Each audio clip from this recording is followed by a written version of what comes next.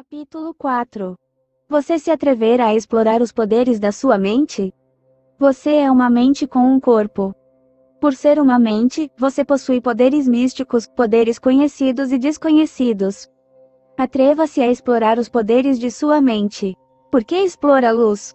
Quando você fizer as descobertas que estão à sua espera, elas podem trazer 1. Saúde física, mental e moral, felicidade e riqueza. 2. Sucesso no campo de empreendimento escolhido. E até 3. Um meio para relacionar, usar, controlar ou harmonizar poderes conhecidos e desconhecidos. E atreva-se a investigar todas as forças não físicas situadas fora da esfera dos processos físicos conhecidos, forças que você pode usar quando aprender como aplicar. E isso não será tão difícil para você, não mais difícil do que ligar uma televisão pela primeira vez. Uma criancinha consegue sintonizar seu programa de TV favorito. Quando ela faz isso, não tem conhecimento sobre o funcionamento da estação de transmissão ou do seu aparelho receptor, tampouco da tecnologia envolvida. Mas tudo bem, pois tudo que a criança precisa saber é como apertar o botão certo. Neste capítulo você verá como pode apertar o botão certo para conseguir o que quer da máquina elétrica mais eficaz já concebida. Embora essa máquina particular seja obra sublime do poder divino, você é dono dela. De que ela é feita? Bem, entre outras coisas, é composta por mais de 80 trilhões de células elétricas. Naturalmente, tem muitos componentes. E cada parte é, em si, um mecanismo elétrico. E uma parte é uma maravilha da elétrica. Ainda assim pesa somente 1,5 kg. Seu mecanismo consiste em mais de 10 bilhões de células que geram, recebem, registram e transmitem energia. Qual é essa sua maravilhosa máquina? Seu corpo. Você é e será o mesmo você ainda que perca um braço, um olho ou outras partes do seu corpo. E a maravilha da elétrica? Seu cérebro e seu sistema nervoso. É o mecanismo pelo qual seu corpo é controlado e por meio do qual sua mente funciona. E sua mente também tem partes. Uma é conhecida como consciente e outra como subconsciente. Elas estão em sincronia, trabalham juntas. Os cientistas aprenderam muita coisa sobre a mente consciente. Todavia, faz menos de 100 anos que começamos a explorar o vasto território desconhecido do subconsciente, muito embora o homem primitivo usasse deliberadamente os poderes místicos do subconsciente desde o início da história humana, e ainda hoje os aborígenes da Austrália e outros povos primitivos façam isso em larga medida. Vamos começar a explorar agora. Dia após dia, em todos os sentidos, estou ficando cada vez mais rico. Vamos começar acompanhando Bill McCall, de Sydney, Austrália, em uma jornada de fracasso e derrota para o sucesso e a realização. Aos 19 anos, Bill começou um negócio próprio, couros e peles. Fracassou. Aos 21, concorreu ao Congresso Federal. E novamente fracassou. Parece que, em vez de destroçá-lo, essas e outras derrotas motivaram o jovem australiano a desenvolver insatisfação inspiradora. Então ele começou a procurar por regras do sucesso. Você vê, Bill McCall queria ficar rico e pensou que poderia encontrar as regras para a aquisição de riqueza em livros inspiradores. Portanto, ao conferir a seção de livros inspiradores da biblioteca, Bill ficou intrigado com o título Quem Pensa Enriquece. Pegou o livro emprestado e começou a ler. Leu uma vez e leu de novo. E, mesmo lendo pela terceira vez, Bill McCall foi incapaz de entender exatamente como poderia aplicar os princípios com os quais alguns dos homens mais ricos do mundo adquiriram sua fortuna. Ele nos contou. Eu estava lendo Quem Pensa Enriquece pela 4ª vez enquanto caminhava calmamente ao longo de uma rua comercial de Sydney. E então aconteceu de repente. Parei diante da vitrine de um açougue e dei uma olhada. E naquela exata fração de segundo tive um lampejo de inspiração. Ele sorriu e continuou. Exclame em voz alta, é isso. Saquei, assustei-me com meu desabafo emocional. Uma senhora passando por ali, também. Ela parou e me olhou com espanto. Voltei para casa com minha nova descoberta. Ele prosseguiu em tom sério. Veja, eu estava lendo o capítulo 4, intitulado Autossugestão. O subtítulo era um meio para influenciar a mente subconsciente. Lembro que, quando eu era garoto, meu pai lia em voz alta o livrinho de Emily Coué, Domínio de Si Mesmo pela Autossugestão Consciente. Ele então olhou para Napoleon Hill e disse: Você apontou em seu livro que, se Emily Coué foi bem-sucedido em ajudar indivíduos a evitarem doenças e trazerem doentes de volta à boa saúde por meio da autossugestão consciente, a autossugestão também poderia ser usada para adquirir riqueza ou qualquer outra coisa que se pudesse desejar. Enriqueça por meio da autossugestão, essa foi minha grande descoberta. Era um conceito novo para mim. A seguir, McCall descreveu os princípios.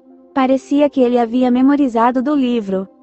Você sabe, autossugestão consciente é a agência de controle pela qual um indivíduo pode alimentar voluntariamente sua mente subconsciente com pensamentos de natureza criativa, ou, por negligência, permitir que pensamentos de natureza destrutiva tenham um caminho de acesso ao rico jardim da sua mente. Quando lê em voz alta, 2 vezes ao dia, a declaração por escrito de seu desejo de dinheiro com emoção e atenção concentrada e se sente já na posse dele, você comunica o objeto de seu desejo diretamente para a mente subconsciente. Por meio da repetição desse procedimento, você voluntariamente cria hábitos de pensamento favoráveis a seus esforços para transformar o desejo em seu equivalente monetário. Deixe-me dizer novamente, é da máxima importância que, ao ler em voz alta a declaração de desejo por meio da qual você está se esforçando para desenvolver uma consciência de dinheiro, você leia com emoção e sentimento forte. Sua capacidade de aplicar os princípios da autossugestão dependerá em grande medida da capacidade de se concentrar em cima de um determinado desejo até que este se torne um desejo ardente. Quando cheguei em casa, sem fôlego por ter corrido, imediatamente sentei à mesa da sala e escrevi: minha meta principal definida é ficar milionário por volta de 1960. Ainda olhando para Napoleon Hill, ele continuou: você mencionou que uma pessoa deve ser específica quanto à quantidade de dinheiro que quer e definir uma data. Eu fiz isso. O homem com quem estávamos conversando não era o jovem Bill McCall que fracassou aos 19 anos de idade. Ele ficou conhecido como o Honorável William V. McCall, o homem mais jovem a se tornar membro do Parlamento Australiano, presidente do Conselho de Administração da subsidiária da Coca-Cola em Sydney, diretor de 22 empresas familiares. E quanto à riqueza, ele ficou milionário, tão rico quanto alguns dos homens sobre os quais leu no livro do qual obteve inspiração para explorar o poder de sua mente subconsciente com a autopersuasão. Casualmente, ele ficou milionário 4 anos antes do programado. Dia após dia, em todos os sentidos, estou ficando cada vez melhor. Observe que usamos autopersuasão como sinônimo do termo autossugestão consciente, usado por Emily Coué. McCall recordou que, quando era pequeno, seu pai tinha se beneficiado de uma grande descoberta, feita em um livro de sua época, uma descoberta que cada homem, mulher e criança podem empregar efetivamente quando a encontrarem por si mesmos. Como Bill McCall e seu pai, você também pode empregar corretamente o poder da autossugestão consciente. A autossugestão consciente foi revelada a Emily Coué porque ele se atreveu a explorar os poderes de sua mente e da mente dos outros. Antes de fazer sua grande descoberta, ele usava a hipnose para curar doenças físicas de seus pacientes. Porém, depois de fazer sua grande descoberta, que na realidade baseava-se em uma simples lei natural, ele abandonou o uso da hipnose. E como encontrou e reconheceu essa lei natural? A grande descoberta de Emily Coué foi feita quando ele encontrou a resposta para algumas perguntas que havia feito a si mesmo. Eram elas. Pergunta NU1. É a sugestão do médico ou a sugestão da mente do paciente que efetua uma cura? Resposta. Coué provou conclusivamente ser a mente do paciente que inconsciente ou conscientemente fazia a sugestão a que a mente e o corpo reagiam. Sem autossugestão inconsciente ou autossugestão consciente, sugestões externas não são eficazes. Pergunta NU2. Se a sugestão do médico estimula a sugestão interna do paciente, por que o paciente não consegue usar sugestões saudáveis e positivas por si mesmo? E por que não consegue abster-se de sugestões negativas prejudiciais? A resposta à segunda pergunta veio rapidamente. Qualquer pessoa, mesmo uma criança, pode ser ensinada a desenvolver uma atitude mental positiva. O método é repetir afirmações positivas, tais como, dia após dia, em todos os sentidos, pela graça de Deus, estou ficando cada vez melhor. Ao longo de atitude mental positiva, você verá muitos automotivadores que pode usar para sua autopersuasão. E, se até agora você não sabe como usar autopersuasão, vai saber antes de concluir este livro. Quando a porta da morte está prestes a se abrir, mais de 450 mil crianças nascem fora do casamento nos Estados Unidos a cada ano, e mais de 1 milhão de adolescentes entram nas instituições penais por roubo de carros e outros crimes. Essas tragédias pessoais poderiam em muitos casos ser evitadas se a. Os pais aprendessem como empregar a sugestão corretamente, e b. Seus filhos e filhas fossem ensinadas a usar a autopersuasão espiritual de forma efetiva. Por meio do uso adequado da sugestão, esses jovens poderiam ser motivados a desenvolver padrões morais invioláveis pela autossugestão consciente. E saberiam neutralizar ou repelir as sugestões indesejáveis de seus conhecidos de forma inteligente. Claro, cada indivíduo responde à autossugestão inconsciente ao longo de toda a sua vida com mais frequência do que a autossugestão consciente. Em tais casos, ele responde ao hábito e ao impulso interior do subconsciente. Quando um homem com AMP é confrontado por um problema pessoal sério, automotivadores fulguram do subconsciente para o consciente para ajudá-lo. Isso é especialmente verdadeiro em momentos de emergência, especialmente quando a porta da morte está prestes a se abrir. Foi esse o caso de Ralph Wepner, de Toowoomba, Queensland, Austrália, um dos nossos alunos do curso AMP, A Ciência do Sucesso. Era 1h30 da manhã. Em um pequeno quarto de hospital, 2 freiras enfermeiras mantinham vigília ao lado do corpo de Ralph. Às 4h30 da manhã daquela tarde, uma chamada de emergência fora feita à sua família a fim de que corresse para o hospital. Quando chegaram, Ralph estava em estado de coma, resultado de um ataque cardíaco grave. A família agora estava no corredor, cada um se preocupando ou rezando à sua própria maneira especial. No quarto com iluminação tênue, 2 freiras enfermeiras trabalhavam ansiosamente, uma em cada pulso, tentando sentir a pulsação. Como Ralph não saíra do coma durante todo esse período de 6 horas e o médico fizera tudo o que podia, este havia saído do quarto. Tinha ido visitar um de seus outros pacientes do hospital que também estava em estado crítico. Ralph não conseguia se mover, falar ou sentir nada. Todavia, conseguia ouvir as vozes das enfermeiras. Em algumas partes desse período, ele pôde pensar claramente.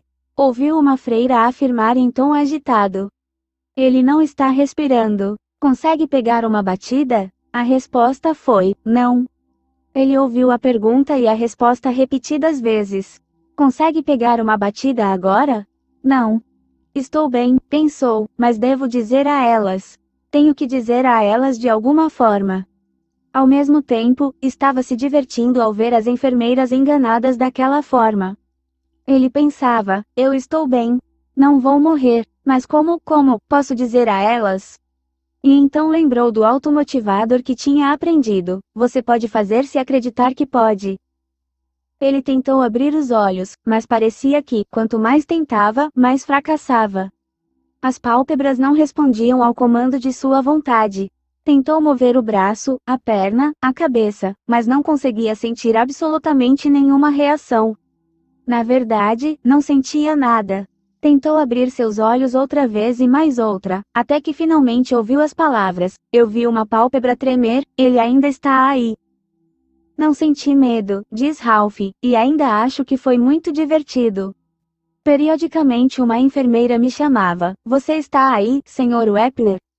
Você está aí?" Eu tentava responder a isso movendo minha pálpebra para dizer que estava tudo bem, eu ainda estava ali. Isso continuou por um tempo considerável até que, por meio de esforço constante, Ralph finalmente foi capaz de abrir depois ambos os olhos. Foi aí que o médico dele voltou. Com persistência e habilidade maravilhosas, médico e enfermeiras trouxeram-no de volta à vida. Persuasores ocultos. Mas a autossugestão, você pode fazer-se acreditar que pode, que havia memorizado no curso AMP, A Ciência do Sucesso, ajudou a resgatar o Epner quando ele estava às portas da morte. Os livros que lemos e os pensamentos que temos afetam nossa mente subconsciente.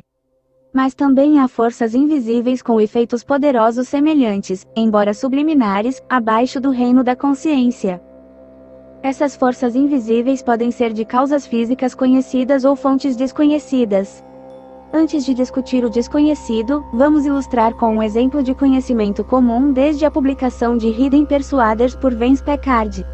A história apareceu pela primeira vez em jornais norte-americanos e mais tarde foi publicada em revistas. Vamos considerar uma reportagem que apareceu em uma destacada revista nacional sobre o tema da propaganda subliminar. A reportagem narra um experimento conduzido em um cinema de Nova Jersey onde as mensagens de publicidade piscaram tão rapidamente na tela que os espectadores não as perceberam conscientemente.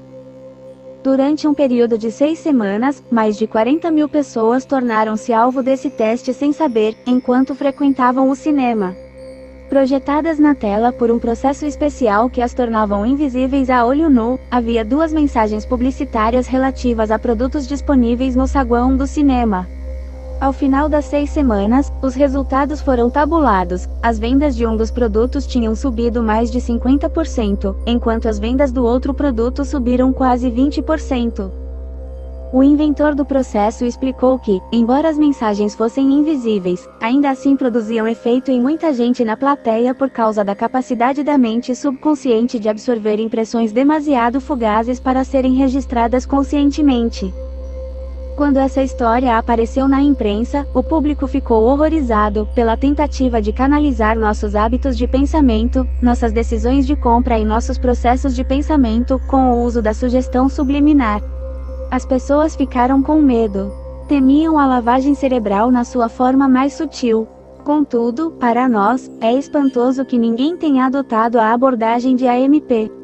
A sugestão subliminar também pode ser empregada para objetivos desejáveis.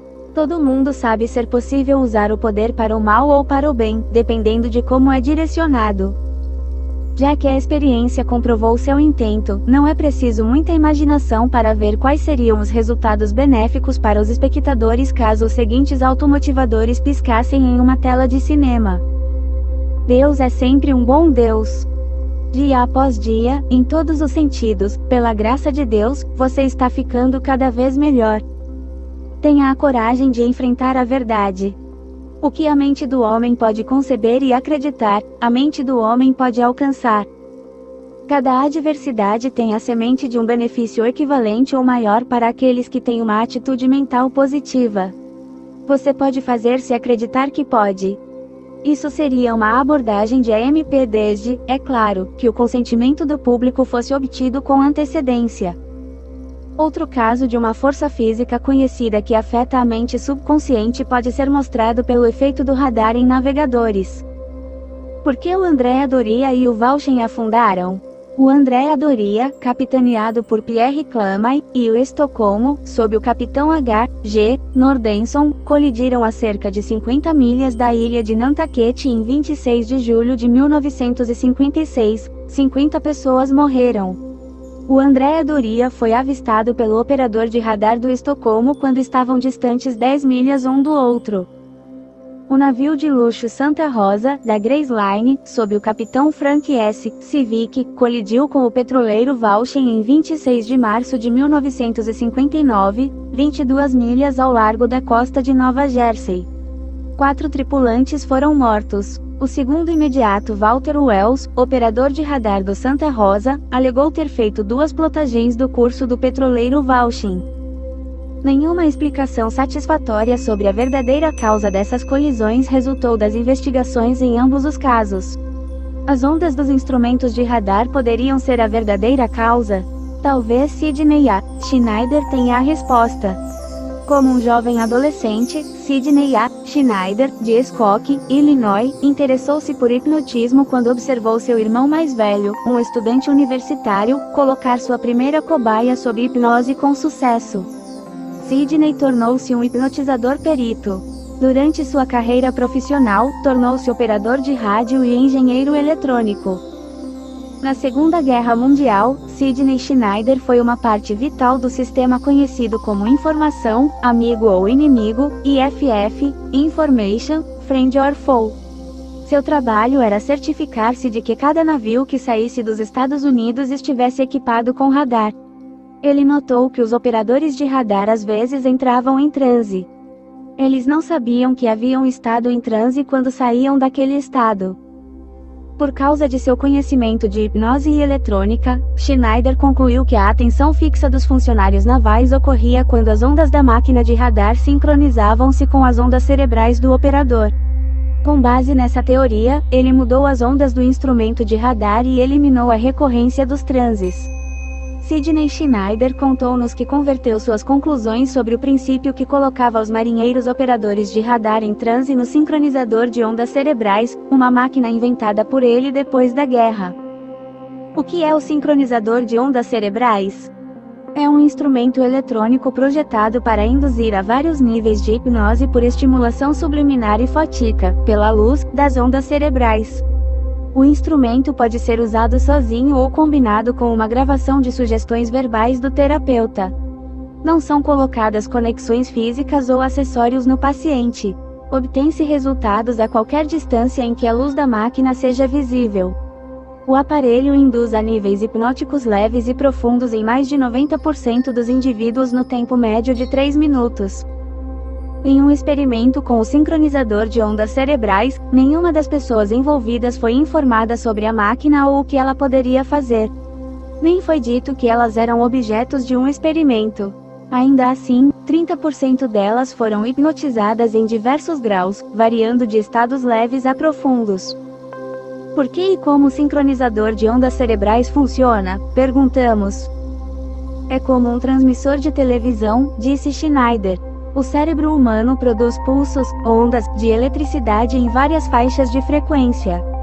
Esse conhecimento foi aplicado no campo da medicina a partir de 1929 e na invenção do eletroencefalografo, comumente conhecido como máquina de EEG, um aparelho para gravação de ondas cerebrais. Minha máquina funciona de modo muito parecido com um sistema de televisão, continuou Schneider. A razão pela qual a imagem no seu aparelho receptor não oscila para cima ou para baixo é que os impulsos gerados dentro do aparelho sincronizam-se com os 1, A, B, C, D, 2. Impulsos correspondentes gerados pela estação transmissora de televisão. O receptor é forçado a operar a uma taxa controlada pelo transmissor, e a imagem deve obedecer. Como o transmissor de uma estação de televisão, o sincronizador de ondas cerebrais também produz pulsos de sincronização. E, por meio da estimulação fótica, as ondas enviadas pelo sincronizador também fazem a frequência das ondas cerebrais entrarem naquele pulso. Nesse ponto, a hipnose pode ser alcançada. Simplesmente compare seu cérebro a um aparelho receptor e o sincronizador de ondas cerebrais a um transmissor de televisão. E você vai ver, ao continuar a ler, que, além de comparar o cérebro a um aparelho receptor, você pode compará-lo a um transmissor de televisão também. Pouco conhecimento torna-se uma coisa perigosa. Acabamos de explorar algumas forças invisíveis de causas físicas conhecidas. Agora vamos avançar ainda mais no reino do desconhecido, o eletrizante campo dos fenômenos psíquicos, tais como PES, percepção extrasensorial, consciência de, ou reação a, um evento ou influência externos não apreendidos pelos meios sensoriais. Aqui estão incluídos telepatia, transferência de pensamento, clarividência, o poder de discernir objetos que não estão presentes para os sentidos, precognição, ver o futuro, pós-cognição, ver o passado, psicocinese, o efeito da mente sobre um objeto. 2. Agora vamos ser realistas e manter os pés firmes no chão. Vamos explorar o desconhecido com bom senso. Você estará em perigo a menos que use uma boa lógica e evite juntar teias de aranha em seu pensamento. Os fatos devem ser suas pedras para pisar sobre o rio da dúvida. Portanto, deixe um guia experiente conduzi-lo ao longo de caminhos seguros. E vamos apresentar a você um guia assim. Mas, antes, vamos falar sobre o passado. O famoso livro de Thomas J. Hudson, A Lei dos Fenômenos Psíquicos, tornou-se um best-seller quando publicado, em 1893. Hoje o livro é publicado em brochura nos Estados Unidos pela Kessinger Publishing, Whitefish, Montana. A obra contém muitas histórias eletrizantes de experiências psíquicas relatadas. A imaginação de dezenas de milhares de pessoas que leram esse livro foi estimulada. Algumas estavam prontas, outras não. Dali em diante, o interesse público pelos fenômenos psíquicos fez rápido progresso. Mas muitas pessoas, não preparadas de modo adequado, causaram danos a si mesmas, tornando-se desequilibradas.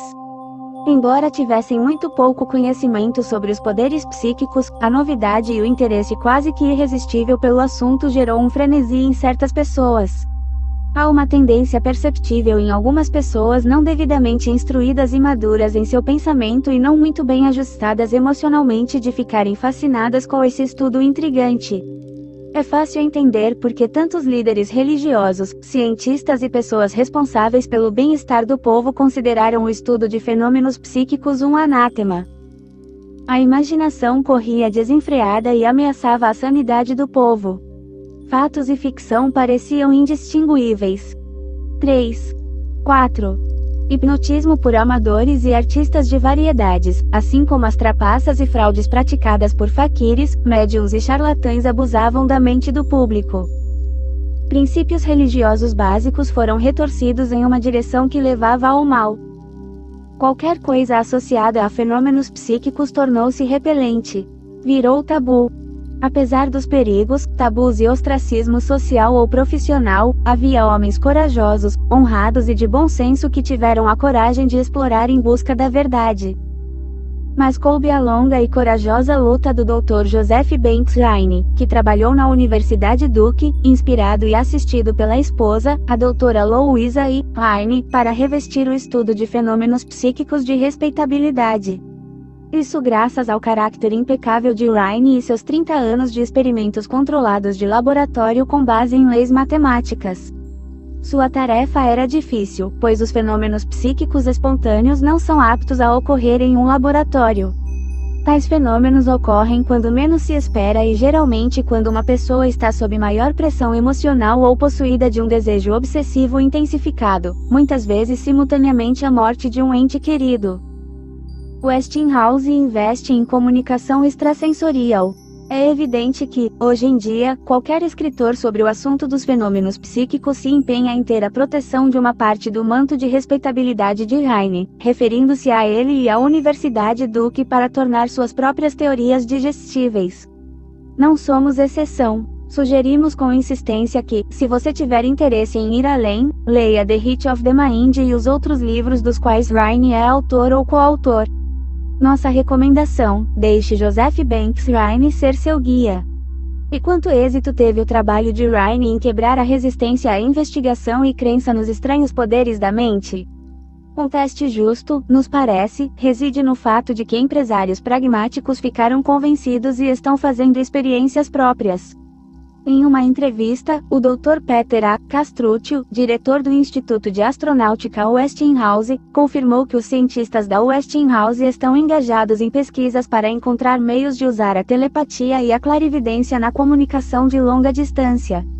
Castruccio também manteve longo contato com Heine antes da decisão de se envolver nessa grande experiência. E a busca de formas e meios de aproveitar a telepatia e a clarividência e torná-las comercialmente viáveis será bem-sucedida? Deixe-nos responder da seguinte maneira: não faz muito tempo, as pessoas zombavam de ideias que eram inacreditáveis para elas na época, mas hoje são aceitas sem questionamento. A. A transformação de matéria em energia e de energia em matéria. B. A cisão do átomo. C. Os satélites artificiais. D. A força de jato, ou I. Artigos do cotidiano, como a televisão. E o computador eletrônico projetado a partir do computador humano, o cérebro e o sistema nervoso? Cada um desses foi concebido, acreditado e alcançado pelo homem com a MP. Máquinas que operam à velocidade da luz, 300.000 km por segundo. Máquinas que podem calcular 40 mil operações aritméticas por segundo, detectar e corrigir seus próprios erros. Máquinas que se tornaram realidade porque o homem as construiu em circuitos elétricos que, em muitos aspectos, funcionam como a atividade elétrica conhecida do sistema nervoso do nosso próprio corpo físico. Nossa resposta. O que a mente do homem pode conceber e acreditar, a mente do homem pode alcançar com a MP.